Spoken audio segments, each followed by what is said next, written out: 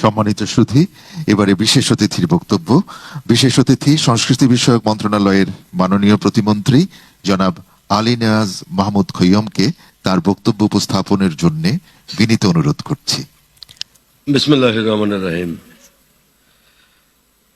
আজকের 21 পদক প্রদান অনুষ্ঠানের প্রধান অতিথি গণপ্রজাতন্ত্রী বাংলাদেশ সরকারের মাননীয় প্রধানমন্ত্রী জনাব তারেক রহমান, এই অনুষ্ঠানের সভাপতি সংস্কৃতি বিষয়ক মন্ত্রণালয়ের মাননীয় মন্ত্রী জনাব নিতাই রায় চৌধুরী, মঞ্চে আছেন মন্ত্রিপরিষদের সচিব জনাব নাসিমুল গনি, মন্ত্রিপরিষদের সম্মানিত সদস্যবৃন্দ, মাননীয় সংসদ সদস্যবৃন্দ, সম্মানিত কূটনীতিকবৃন্দ, সামরিক ও বেসামরিক কর্মকর্তাবৃন্দ, পদকপ্রাপ্ত কৃতিজন এবং উপস্থিত সুধীবৃন্দ, আসসালামু আলাইকুম।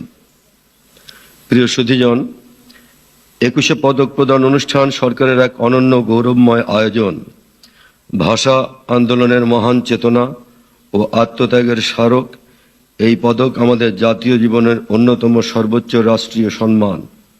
1952 সালের মহান ভাষা আন্দোলন আমাদেরকে শিখিয়েছে ভাষা মানে আত্মপরিচয় ও আত্মমর্যাদা। এই ভাষা আন্দোলনের পথ বেয়েই আমরা 71-এ অর্জন করেছি মহান স্বাধীনতা।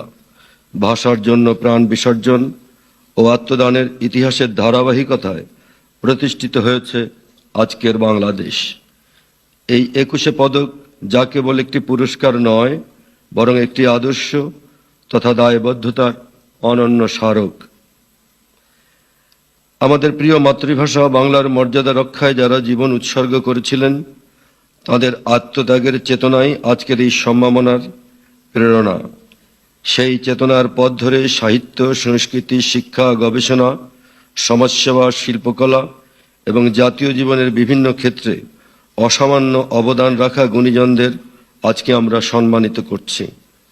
আজকের পদকপ্রাপ্ত কৃতিজনরা তাদের সৃষ্টিশীলতা, মেধা, শ্রম ও ত্যাগের মাধ্যমে আমাদের জাতিসত্তাকে সমৃদ্ধ করেছেন।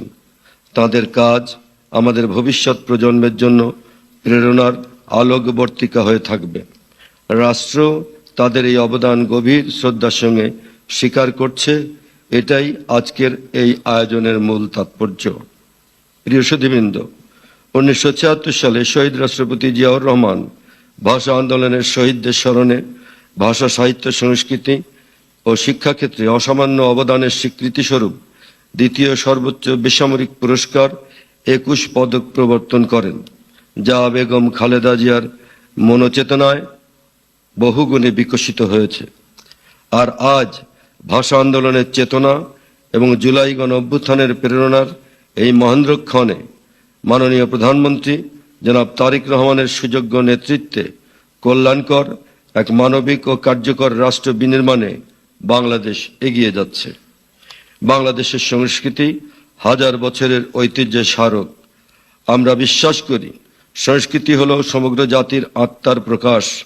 তাই সংস্কৃতি চর্চা মানে দেশপ্রেমের চর্চা, মানবতার চর্চা, ধর্ম, বর্ণ, জাতি, গোষ্ঠী নির্বিশেষে সম্প্রীতির এক অনন্য অনুশীলন। 21শে পদকপ্রাপ্ত সকল গুণীজনকে আমি আমার বক্তব্যের শেষে শুভেচ্ছা এবং ধন্যবাদ জানাচ্ছি, অভিনন্দন জানাচ্ছি। তাদের সুস্বাস্থ্য দীর্ঘায়ু কামনা করি। সকলেই ভালো থাকবেন। ধন্যবাদ। বিশেষ অতিথি মাননীয় সংস্কৃতি প্রতিমন্ত্রীকে তার বক্তব্যের জন্য ধন্যবাদ জানাচ্ছি। রাজবাড়ী জার্নাল, সারা বিশ্বে রাজবাড়ী।